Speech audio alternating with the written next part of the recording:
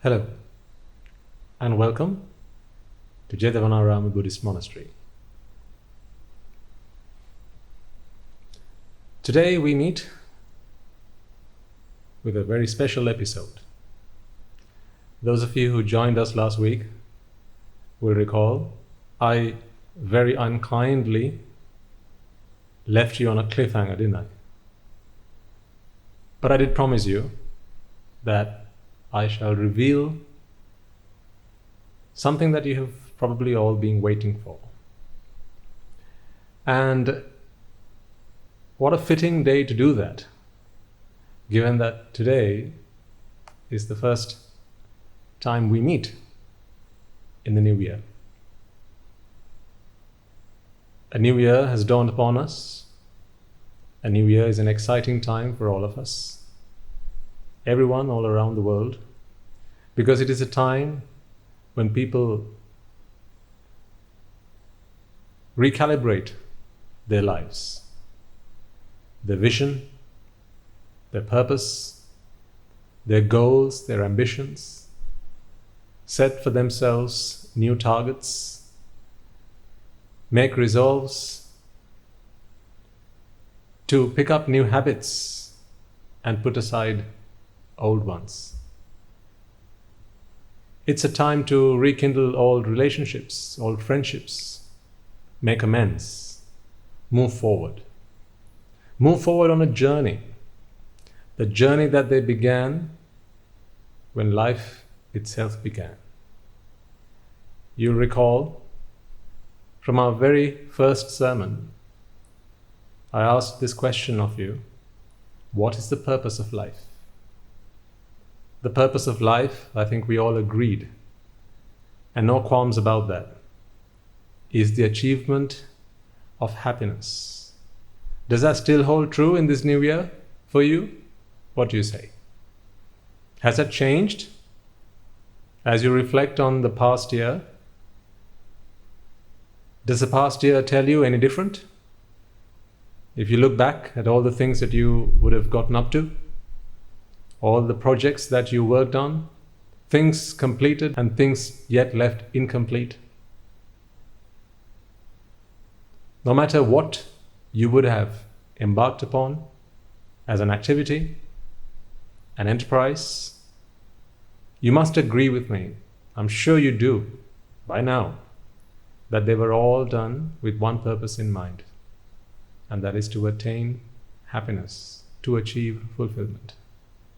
So in this new year, people will be setting up plans to do just the same, just as they would have done the previous year, the year before that, the year before that, the year before that.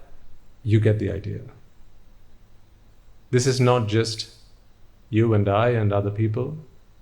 From the start of humanity, when people had the capacity to think, when they had intelligence, to make decisions about their lives, to determine the direction in which they would want to lead the rest of their lives, people wanted just one thing. It's the same thing that people want today. And this is fantastic, because if the goal kept changing, then it would be incredibly difficult, wouldn't it, for us to shoot. But the goal remains the same. It is timeless. The times have passed, and they keep on passing. The years will pass, decades will pass, millennia will pass. But the goal of life remains the same, and that is happiness. This is why we are talking about the Buddha's guide to happiness. What is the guide to happiness? What is the true path to happiness? So last week I left you with something to ponder, and I promised you that I will share with you something today. And as I said, what a fitting day to do it. So this is your New Year's gift from me, from us, from all of us at the monastery. All of our monks, the Anagarikas, who will soon be monks in their own right, and every one of us. This is our gift, your New Year's gift. What is the cause of suffering? But before we get to that, of course, we have one thing we all need to do, and that is to pay homage. On the dawn of this new year, let us make a resolve. May, by the power of all our merits that we would have all have acquired throughout the past year, this year let us take one step forward, 2 steps forward, several steps forward. Let's go all the way if we possibly can. Why not? Who's there to stop us but ourselves? It is only our follies that keep us bound. Our mistakes are the only anchors that keep us bound to where we are. It is the only thing that stops us from moving forwards. So in this new year, as disciples, as students of the Great Master, the perfect one, the noble one, the magnificent one, the unvanquished one, the undefeated one, the infinitely merciful one, that is the Lord Buddha. Let us take a moment to pay homage to the Supreme Buddha, and upon that, I will reveal to you what I have promised.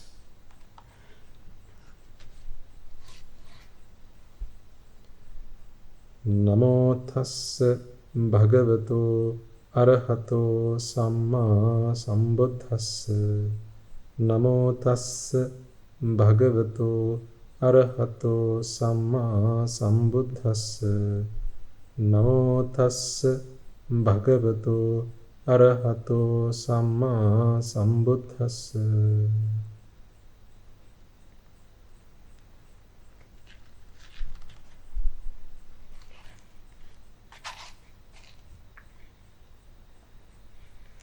Suffering.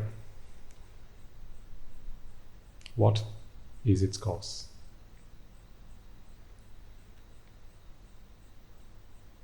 At this point, I will have to, as it leaves me no other choice, I will have to presume that you will have followed the previous talks, you will have listened to them, and you will have come along with me as we built this argument. Not argument as in you and I having an argument, but we're building up an argument. We're building up a theory. We're building up an idea, a hypothesis that we are logically arguing through in the hope that we may achieve happiness. It is not that you and I are keen on proving or disproving our hypothesis, but rather all of this is just the same reason as to why you go through anything in life, and that is for the purpose of happiness. So why are we discussing this? Why are we building up this argument? Why are we coming up with hypotheses and trying to prove and disprove and bringing out various ideas and forms of logic and structure? It's simply for the same reason. So we discussed suffering and what is the cause of that suffering. Now, I expect you will have fallen out of love with pleasure, and even if you haven't, I expect that through logic and rhyme and reason, it makes sense to you now that falling out of love with pleasure is what needs to happen. Perhaps it hasn't happened as yet, but I expect and I hope that you agree with me that this is the way forward. So we know now that pleasure can only be achieved through the function that is relief from vexation, relief from suffering, relief from pain. And so if that pain, suffering and vexation didn't exist in the first place, then we wouldn't need to worry about pleasure or go after it. The pursuit of pleasure would end just there. This is where we have brought our argument, our conversation thus far. And last week, we talked about suffering, and like any other conditional entity, there's a causal mechanism which brings about every conditioned entity, and suffering is one of them, just like any other. So, as we are all in disfavor of suffering, now what we're interested in is how do we stop suffering at its roots? How do we eradicate it? How do we terminate it? Because once we've done that, then we no longer need to worry about trying to find imaginative and creative, lucrative ways of relieving ourselves from that suffering, right? I mean, it takes away all of that headache, all that effort, that meaningless effort that we'll have to put into relieving ourselves from suffering and vexation would all be gone if suffering and vexation didn't exist, didn't come into being in the first place. Logical or not? Absolutely. What makes more sense? This makes perfect sense. So, how do we stop suffering? How do you stop suffering? Before I share with you my method, I would like to ask you, how do you stop suffering? How do you work with suffering? What do you do when you start to suffer? Now, at this point, let's dip into our lab of life and try and work through some situations in which we would have suffered and then we would have found some vent for suffering. Because, you got to accept, and I admit, I'll be the first to put up my hand and say, yeah, that makes sense, that when suffering comes to your life, it's not something that lives with you forever. I mean, you don't suffer for the same thing day in, day out, right? It's different things at different times. As you grow up, the reasons you suffer, the causes that bring you suffering change. It changes day by day, it changes hour by hour, shift to shift, from day to night. So there are certainly some things that you already do when suffering comes knocking on your door. So how do you chase the fellow away? The principle is the same. Whenever you sense suffering, whenever you experience suffering, correct me if I'm wrong, what you do is try and identify the cause of that suffering. Now I'm talking about the method. Initially, let's talk about the method. And then we'll start to discuss what are the components that make up this method. Okay, so what is the method?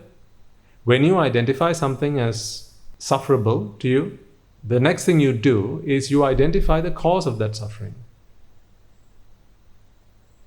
And then what you do is you come up with a plan to take away the cause of your suffering.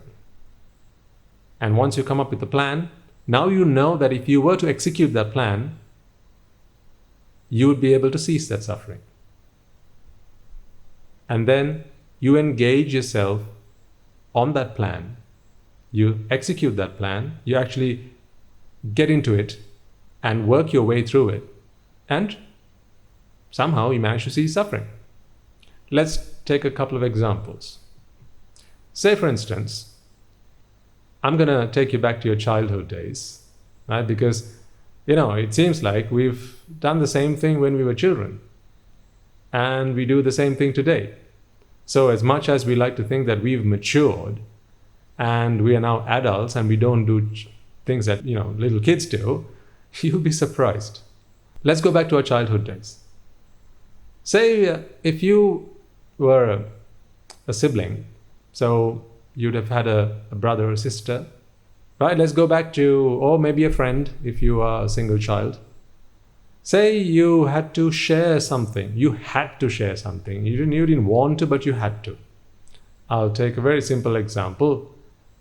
Chocolate, right? So if your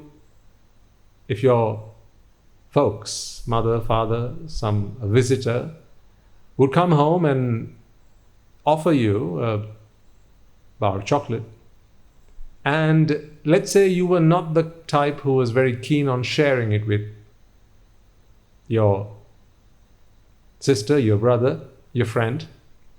Okay, this is imaginary, but it's not totally imaginary, I'm sure. The majority of us would have been there. Of course, over time we learn to share, and sharing is caring and all that. But it's not like none of us have ever had that time where we wanted to have it all for ourselves, right? So let's take that situation where your father, your mother, friend, a visitor has given you a bar of chocolate, and now you want to have it all by yourself because you love it. It's your favorite. At this point, your sibling comes to you and now he wants a piece of it. This is not a good time. Why? Because you want to have it all by yourself and someone else wants a share of it. Someone else is interested in your price. So, what can you do? At this point, you can get annoyed, which you probably would have done. And you could deny and say, no, you're not going to have any of it. This is mine. You go and have your own. Go and ask mom and get your own. Why come ask me? Right?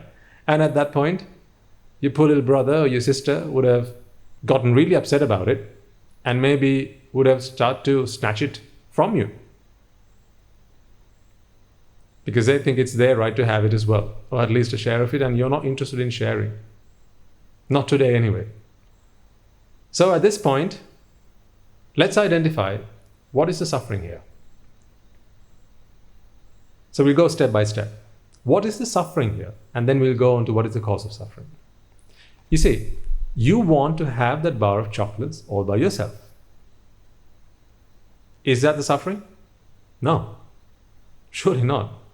Me wanting to have a bar of chocolates, surely that can't be suffering. So what is the suffering here? I want to have the bar of chocolate by myself, but it's looking like I'm not going to be able to do it. Right? So there's something I want, but it's looking like I'm not going to be able to have it my way. Tell me when you identify the problem. Tell me when you identify, Bande, that's what suffering is about. Have you found it? Let's try that again. You want to have a bar of chocolate. You want to have the chocolate all for yourself. You're not interested in sharing. Today's just not the day. Right? It's just been one of those days. You're not in the mood for sharing it. You just want to have it all by yourself, right? So you've cuddled up on your sofa. You've got the chocolate in your hand. You've removed the wrapper and you're just about to put it into your mouth and savor it. And then your little annoying little brother comes running. I want that. I want that. Give me some. Right? So is it you wanting to have the chocolate for yourself? Is that suffering? No, of course not. So what's suffering? Suffering is, I want to have it by myself, but it's looking like today I'm going to have to win it. I'm going to have to fight someone off. It's going to be war. I'm just not going to be able to have it my way. Certainly it's looking like it because little brothers come in and pestering me. Right? So what's the suffering here? What do you think is suffering here? Now, ignore all the things that I've shared with you thus far. Right? And let's imagine that you've not listened to a word of what I have said thus far. This is why I say, let's take you back to in your childhood days when you and I had not met. So you wanted to have that bar of chocolate all by yourself. What's the problem? Is that the problem? No, it's not the problem. That seems like the answer, right? To everything.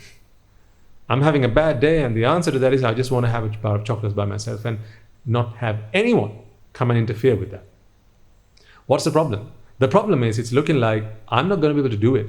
There's a threat approaching. That is the problem. Okay, right. So we've identified suffering. What is the cause of that suffering?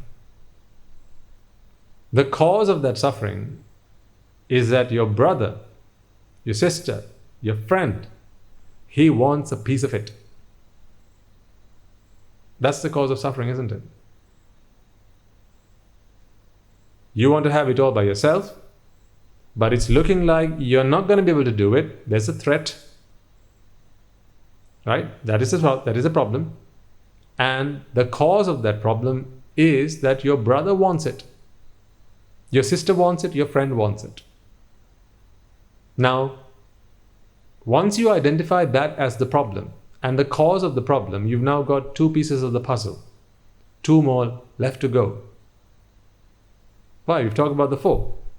These are the 4 truths. Right? In Buddhist philosophy, you will have come across the Four Noble Truths.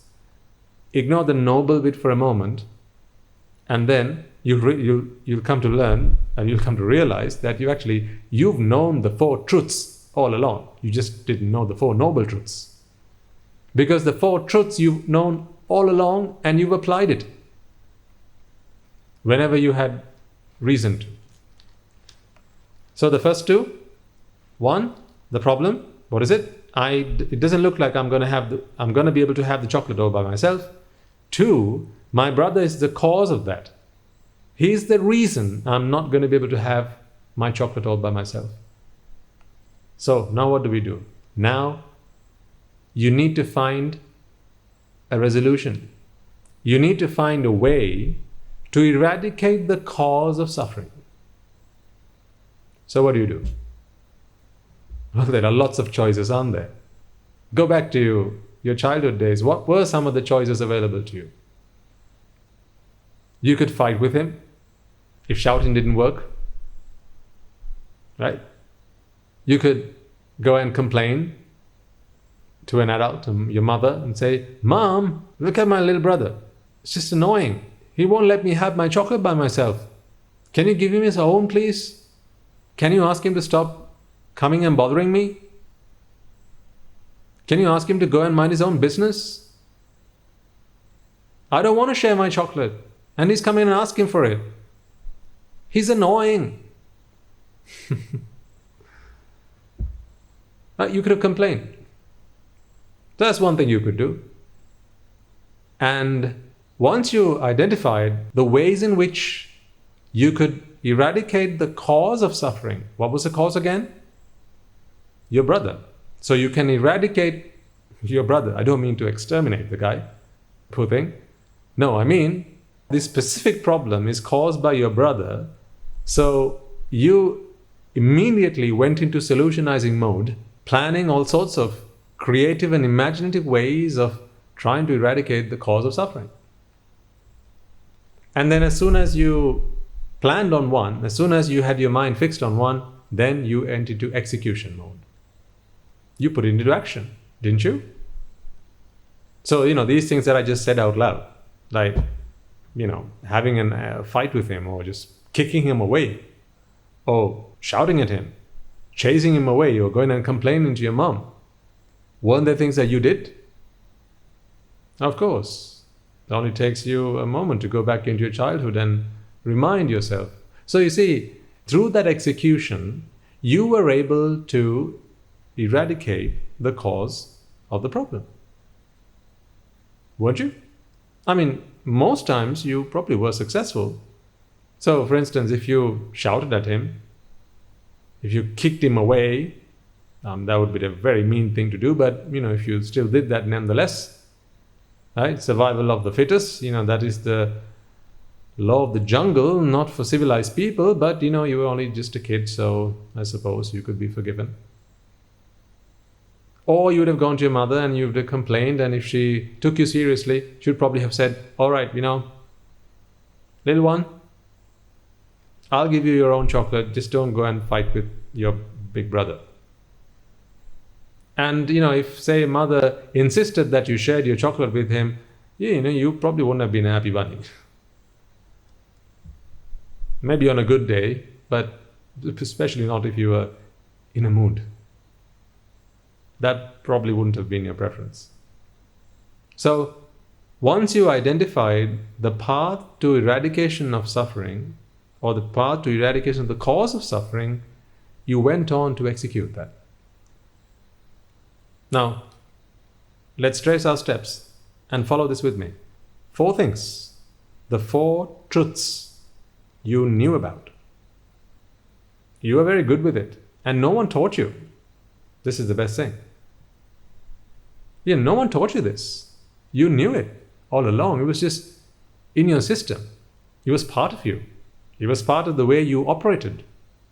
It was, as if it was instinct. The 4 truths. What was suffering?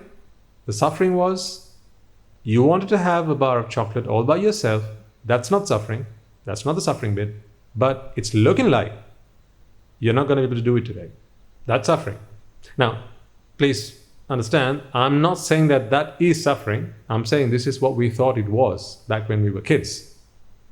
Right? So we thought, I'm not going to be able to have my bar of chocolates all by myself today, so that is suffering. That's got to be suffering. So that was the first truth. Second, now you went on to identify the cause of that suffering. It was your brother, your sister, your friend, your classmate who wasn't prepared to let you have your chocolate all by yourself. So that was the second truth, the cause of suffering. Thirdly, if you cease the cause, then the result will cease, or suffering will cease. If you cease the cause of suffering, then suffering will cease. I mean, you knew this. So what did you do? Having identified that the cause of suffering was your brother, you now put into, you came up with a plan to cease the cause of suffering. You came up with a plan. Sometimes a very cunning plan. Sometimes a vicious plan. Sometimes an evil plan. But you came up with a plan. And once you came up with a plan, you quickly evaluated the pros and cons, right? Even as a young kid, you and I, we would have done these things plentiful. Today, probably, we are far too embarrassed to even admit that such was our behavior. Because today we are adults and we look back at our childhood and think to ourselves, oh gosh, the things I used to do. How lame. How evil I was. But in a moment I will prove that things haven't changed that much. So, the third truth of suffering, or the third truth, I need a plan. A well evaluated, well thought through, having considered the pros and the cons, right? You came up with a plan. Do I kick him and then be punished? Actually, that won't work then. I'll just go and tell my mom. So you had a plan. And then finally, the fourth truth, you executed that plan. You put it into action. And in putting that plan into action, what you expected was for the cause of suffering to be removed. You see, it wasn't suffering that you wanted to remove. The plan is to eradicate the cause of suffering. It's always the case. Isn't it? You never try to put out suffering. You always try to put out the cause of suffering, even if you misidentify it. You want to have the bar of chocolates by yourself. It's looking like it's not going to be possible today because your brother is the cause. So now you came up with a plan to take out your brother. That was the plan that you put into action. I'm using a very simple example because I want as many of you to be able to relate to this. I do understand and I appreciate it, and I know that there are very young listeners who join us from around the world as well as the adults. We have, I think, listeners from 7 to 17 to 70. So I'd like to appeal to our young listeners as well, because it's quite praiseworthy that they are attempting at least to try and follow this series of talks and try and achieve what perhaps their adults, their elders have left for so long. So that's why I'm coming up with really simple examples, and I invite you, the adults, the more intelligent among you, to do the same. Come up with your own examples. You don't have to just look at me working through one sum and think, oh, that's the best that we can do with it. Of course not. It's just like how you did math at school. When your teacher would put up a sum on the board, right? You looked through that, you learned it, then you realized, well, actually, the principle stands true. Then this should work for any example. And then you went on to work through your own problems, right? The sums that you work through today, your additions, your multiplications, your divisions, and your subtractions, you didn't work through all of them at school. You learned the principles. And once you learn the principles, then it's totally up to you to apply those principles to solve your own problems. That is the Buddha's guide. He only shows the principle. The application of it is down to you and I. It's a very individual thing. It's a very personal thing. Because we have our own personal problems. But the principle stands true. It's like anything in life. So anyway, coming back to our point of discussion, the four truths. Right? So the path or the method that you executed was always to take out the cause of suffering. Because when the cause of suffering was taken out, was exterminated, was eradicated, uprooted, you knew that suffering would solve itself. That suffering would be no more. Now, think about it. Isn't this how you've always worked through problems? It would be very silly, wouldn't it, to think otherwise? So that's an example from your childhood. Let's take one from adulthood. Let's imagine you want a new car.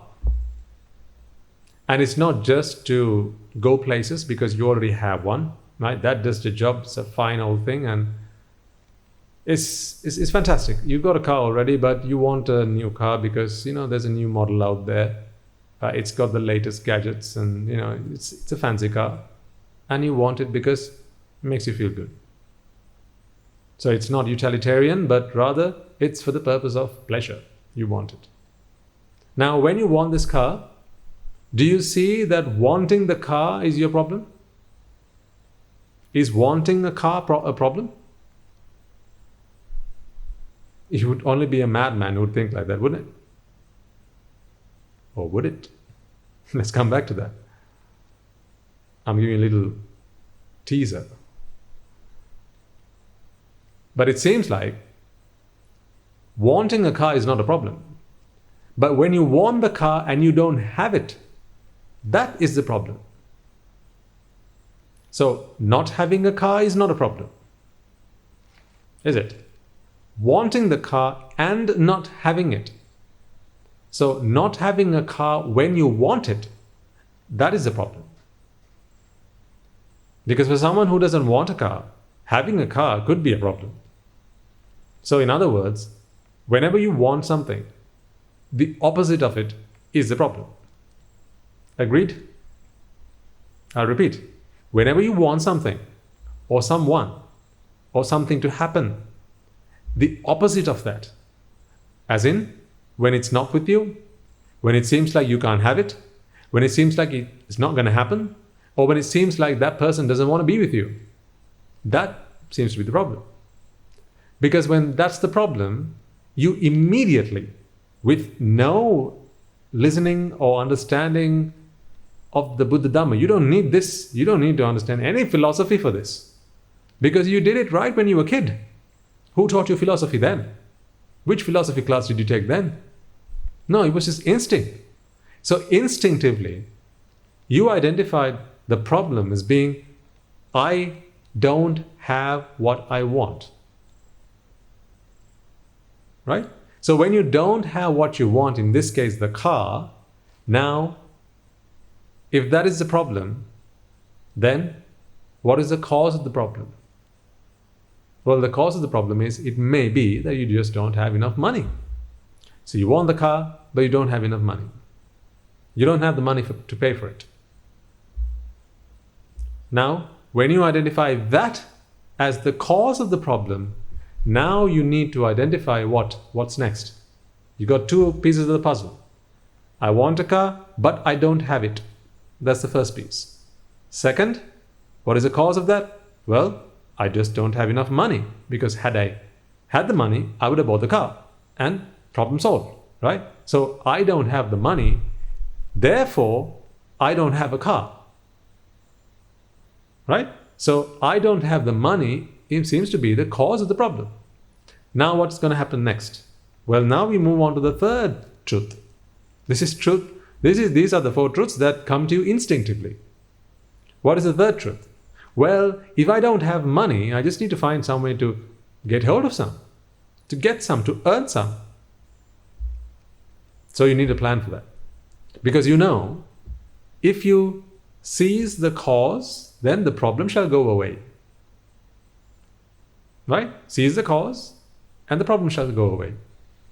So if you find a way to acquire some money, if you find a way to get hold of some money, then you know that you'll no longer be in this situation of, I don't have a car, because that seems to be a problem.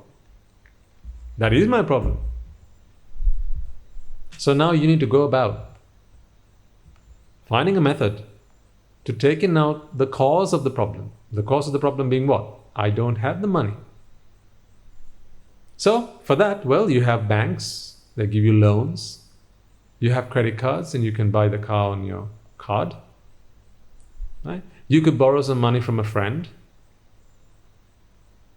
Some people would go and steal. Now think about it. See, this whole world seems to be built on the premise that these are the truths. You see, we have banks. What do banks do? I know this because I used to work in one and I used to sell loans to people in my lay life at some point. I used to sell loans to people. So when people would come up to me and explain to me that it would be nice for them to be able to drive their own motor.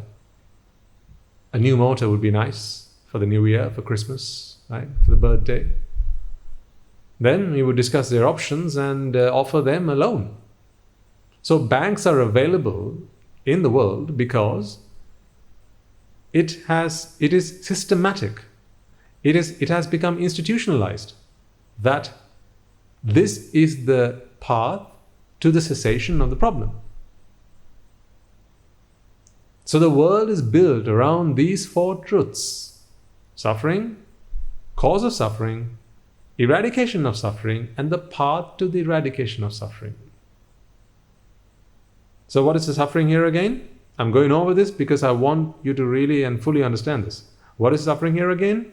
I want a car. Is that suffering? No. Wanting a car is not suffering.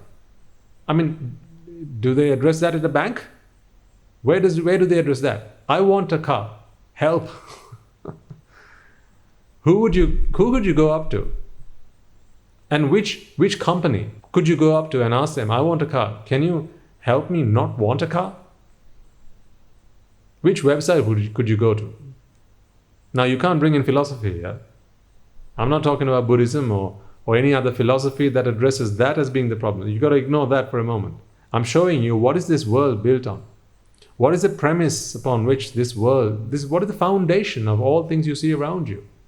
The foundation is these four truths. Are they the four noble truths? No, you've got to take out the noble part. These are the four ordinary truths, the very ordinary. Ordinary people believe that this is the truth. So, I want a car, that's not a problem. I don't have it, that's the problem.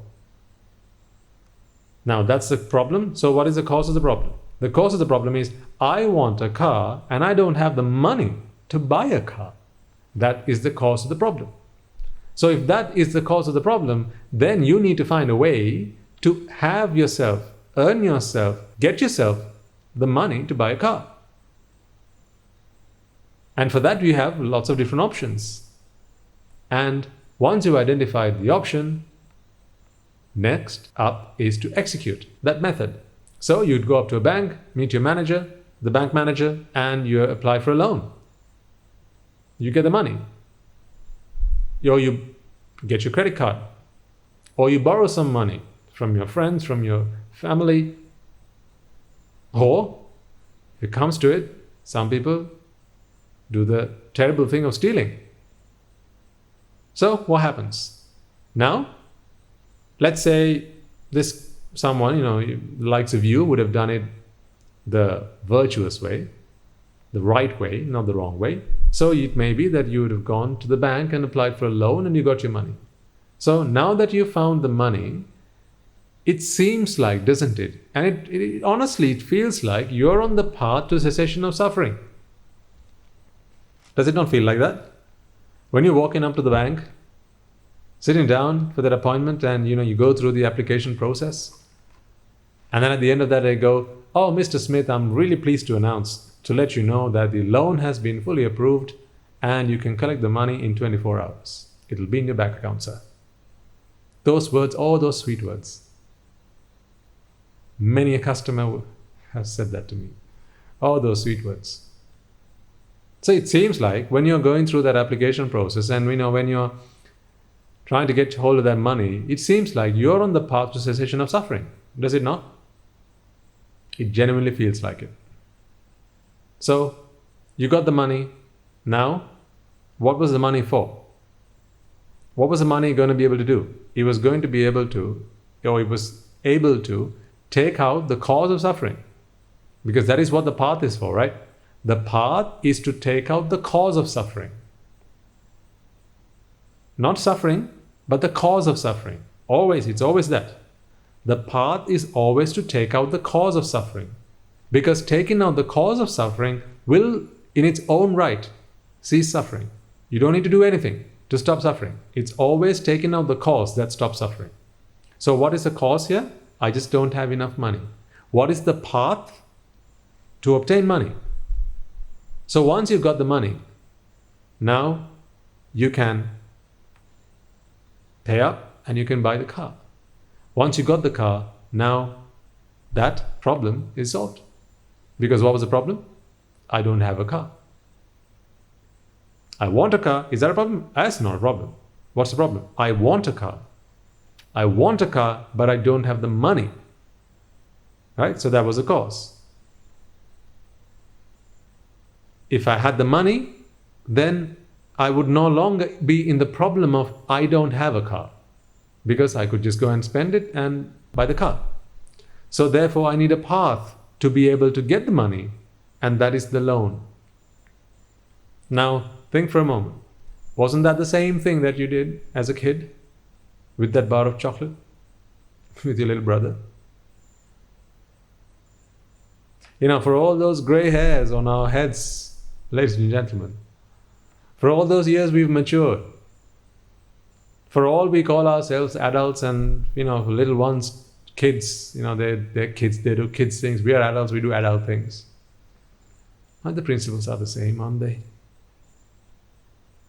Because we never learned, we never realized a different truth. Instinctively, we knew the right thing to do, or at least what we thought was the right thing to do.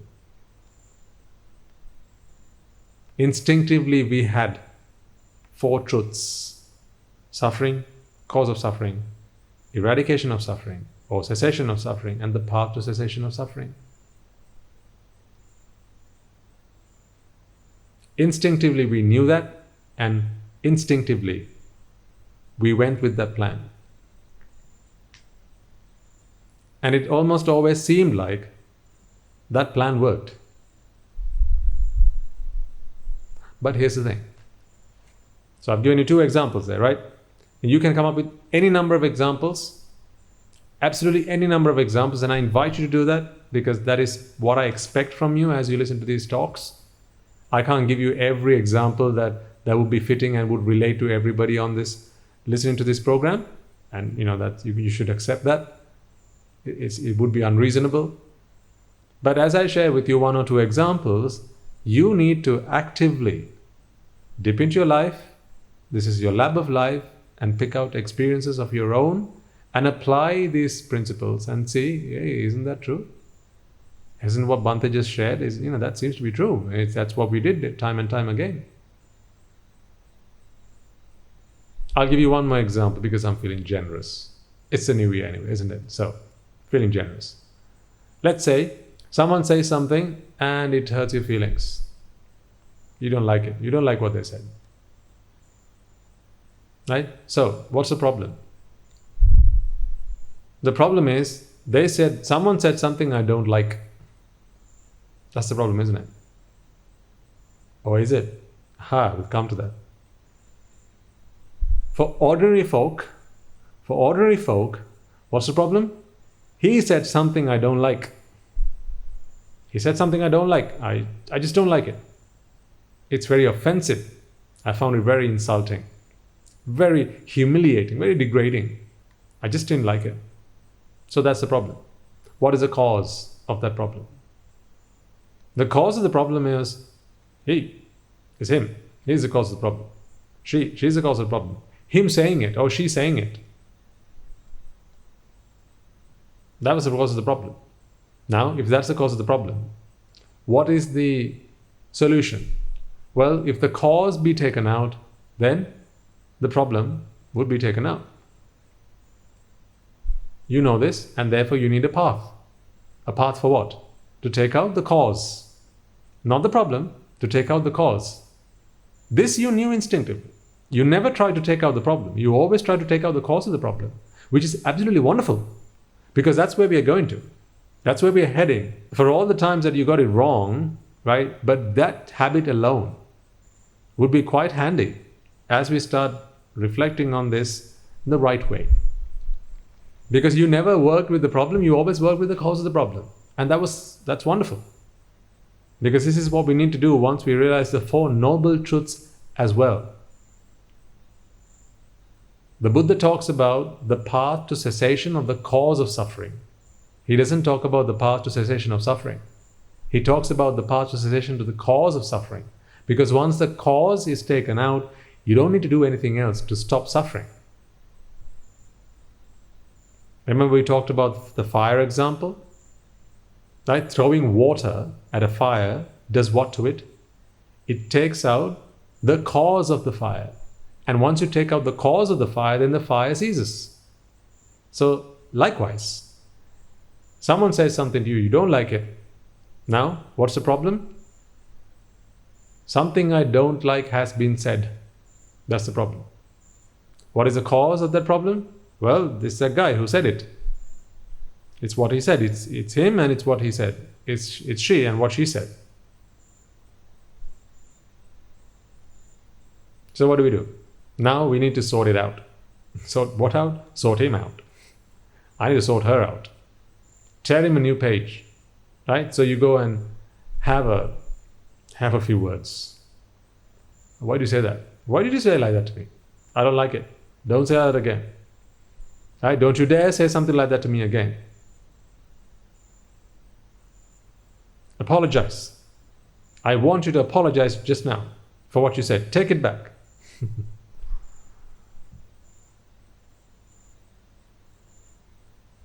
It's so funny, really.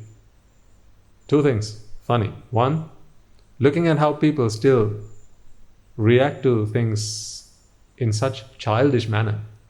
Why do I say childish? I don't mean it in an offensive tone. It's because that's what we did as children. So if adults do the same thing, then you can't say that's an adult way of sorting problems. It's very childish.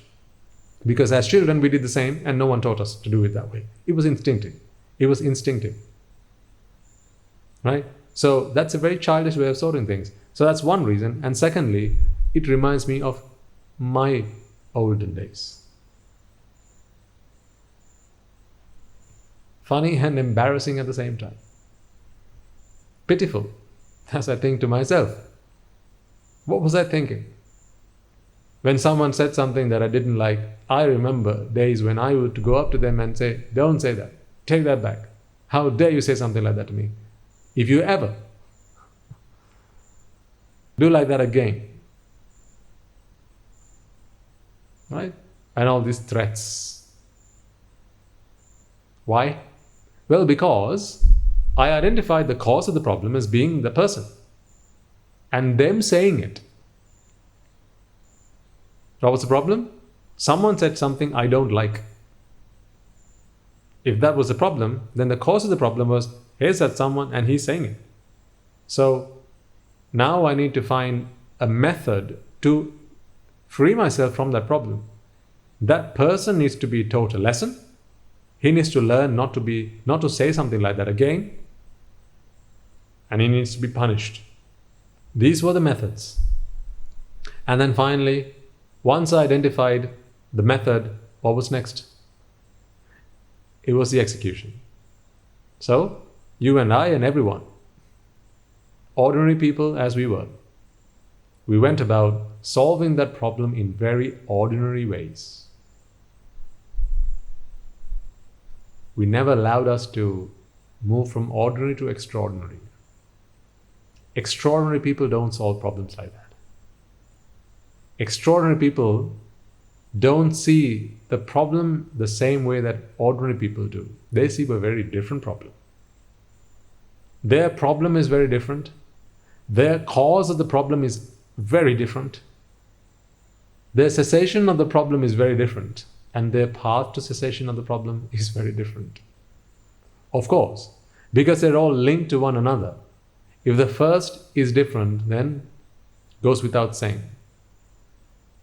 The remaining three have to be different. But there is some merit, as I have explained to you, in this approach that we took. I wouldn't agree that the four truths we identified correctly, right? We'll come on to that in a moment. So the four truths we didn't identify correctly, although we thought back then that these were the four truths, and therefore, we never even doubted it. We never had any suspicions. We thought, these are the four truths, and so we went with it. Instinctively, we knew it. No one taught us. We didn't learn it off a book. We knew it. It was an eye for an eye. Someone says something you don't like, teach him a lesson so he doesn't do it again. Stop him from saying it. Ask him to apologize. Take it back.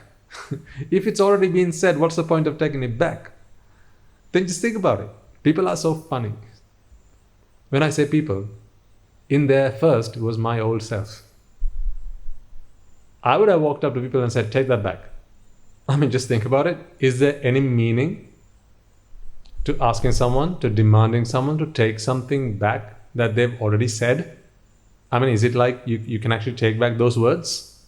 You've already heard them. Can you unhear them?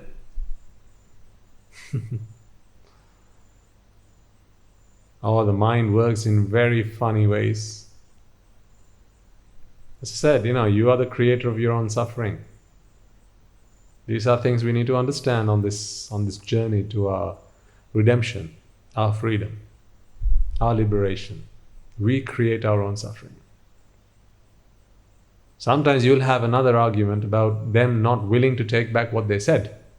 So what has been said was a problem on its own right, and now they're not willing to take it back, and that's another problem. So let's solve that problem first, and then we'll come to what you said. Been there, done that, worn the t-shirt, are you saying?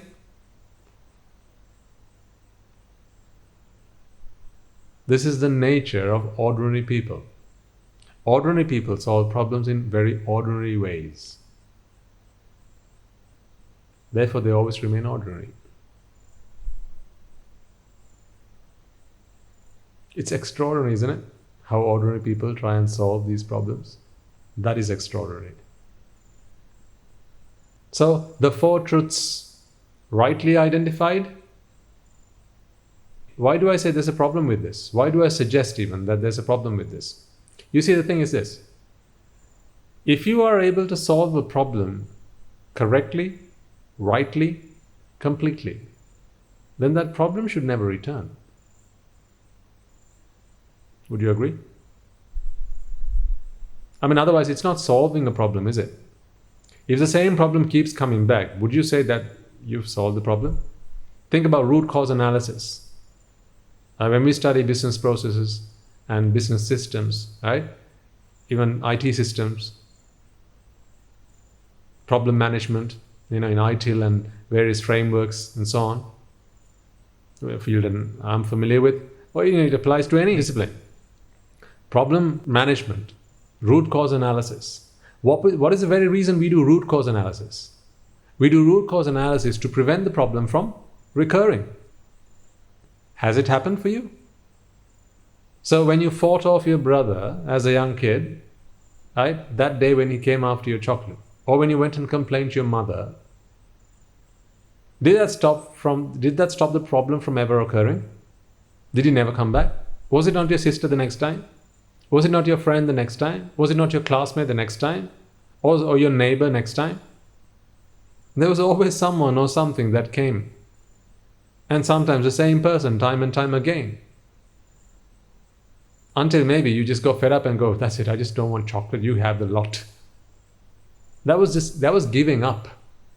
But not truly giving up. That was more than giving up, that was fed up. That was not true giving up. That was not realization. Because as you said, Buddhism is not about giving up. It's about realization. Giving up, getting fed up, these are not answers to problems. Because these are things that you do externally. They look like the right thing to do because from the outside, problem seems to go away. People stop complaining. People stop having an issue with you. But internally, you still got a problem. It didn't go the way you planned. It didn't go the way you wanted. You still want it, but you're fed up of it. So you want peace of mind more than you want the chocolate. Therefore, you go, you know what, just have it. I give up. If you're in an argument and someone is not willing to take back what they have said, someone says something you don't like and now they're not willing to take back what they've said, right? You might try and argue with them once, twice, a couple of minutes, and then you go, you know what? Have it your way, I give up. To onlookers, it might look like you've done the noble thing, but have you really? Well, you know what? Externally, it looks like you've done the right thing because you were the better man, you gave up. But internally, you're still suffering because it's not how you would have preferred it to go. Because inside, you still prefer, well, you know what? Really? He's you know the word. He really should have agreed with me. He really should have taken it back because it was just so rude of him to do that. It was very impolite. But I just gave up in the end because it was pointless me arguing with him. The guy just didn't want to listen.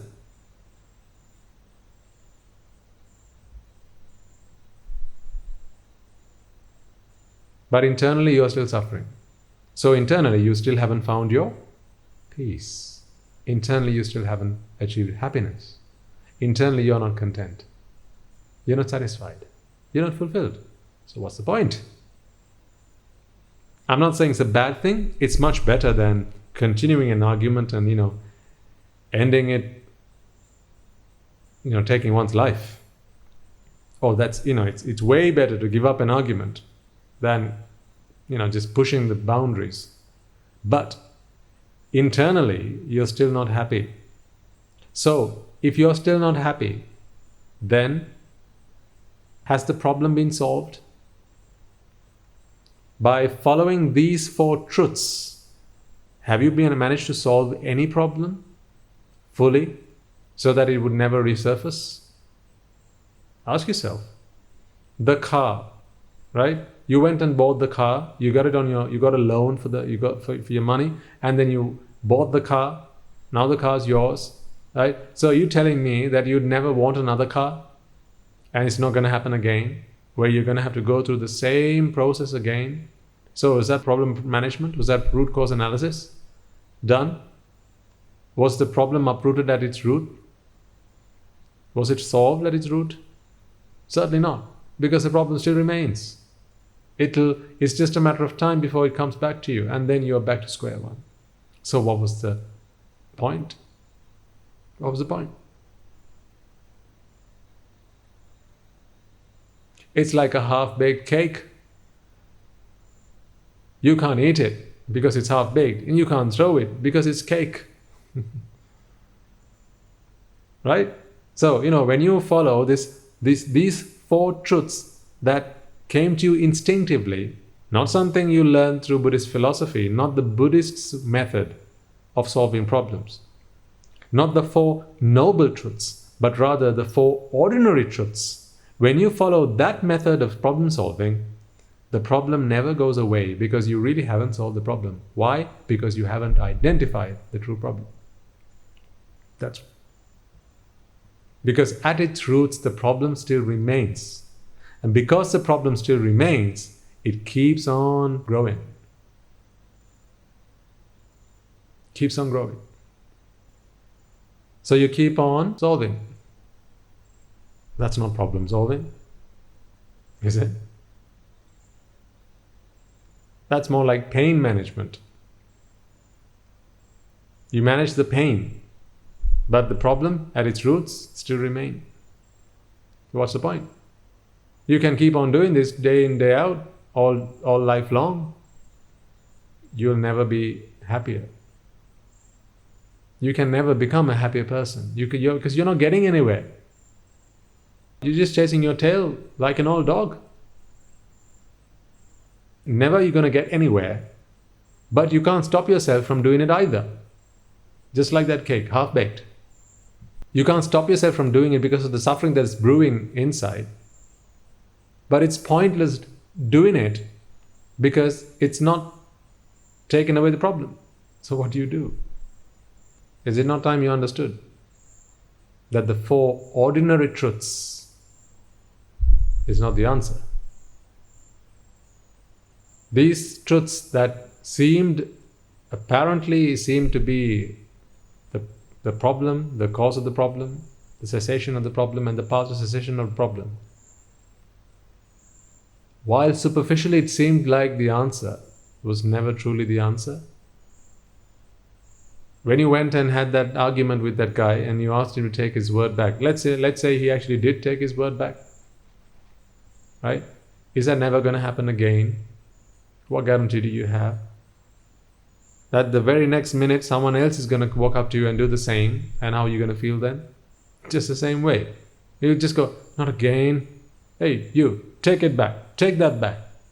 Right now, just take that back. I'm just not up for it today. I've just had a really bad day, right? Someone's already gone through that once before with someone, and I'm just not up for it. Mate, just take it back.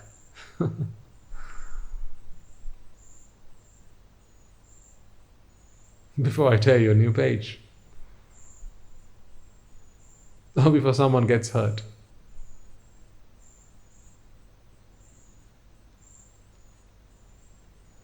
Right? So does that solve the problem? Problem remains unsolved. Why? Because you haven't identified the truth. These four truths, which you seem to think are the right truths, are not the right truths. Therefore, they are no longer what? If something you held as true is no longer right, then can you any longer call them true? So they're no longer truth. What is it then? It's false. So now, what are you left with? What are the truths of life? What is the truth? What is the truth?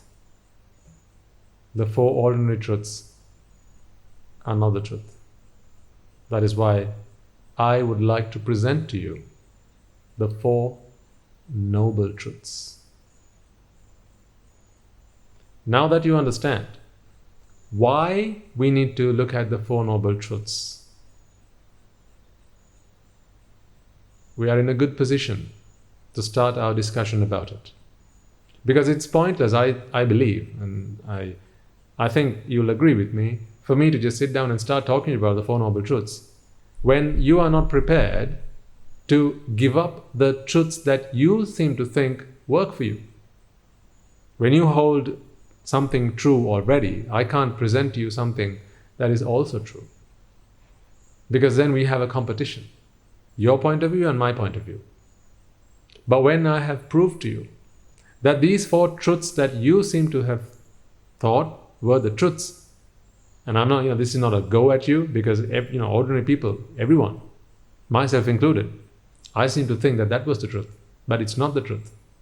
Because if it were the truth, then it should be able to solve the problem. But no problem thus far has ever been solved by applying the four truths, the four ordinary truths. Every problem has simply been managed temporarily, much like pain management. That is not treatment. Because if you treat a problem, it should not resurface. You take it out forever, once and for all. That has not happened as yet with anything in your life. And it won't until you identify and understand the four noble truths, the four extraordinary truths. So where does this bring us? I promised you, I will present to you the true cause of suffering. And today we have discussed the four ordinary truths. Why did we discuss that? Because I wanted to prove the falsehood. I wanted you to understand that it does not hold water. It is not essential. It is not meaningful. We need to look at something else. We need to look at something better, something improved. It's time we give up on that. The 4 ordinary truths, and we start looking for something more substantial, something more meaningful. And therefore, I'd like to present to you the 4 noble truths, the 4 extraordinary truths. Your understanding of the 4 noble truths will, absolutely will, put a stop to your suffering. And that is the connection to where we started this conversation. I promised you, I will show you the cause of suffering and how to bring that suffering to an end, how to cease that suffering. It is because of one's ignorance of the 4 noble truths that one suffers. So therefore, once you understand the 4 noble truths, you will no longer suffer. Once you realize the 4 noble truths, you will no longer suffer. Why? Because what is the 4 noble truths all about? It's about suffering. It's about the true cause of suffering. It's about the true cessation of suffering. And it is about the true path to cessation of suffering. So if you understand that, how can you suffer? Because one who understands the cause of suffering, and one who understands the cessation of suffering, and one who understands the path to cessation of suffering, is not just going to be sitting on their backsides thinking to themselves, well, I know it, I'm just not going to do anything about it, I'll just continue to suffer. We didn't even do it as kids. It's very unnatural, because the mind doesn't work like that.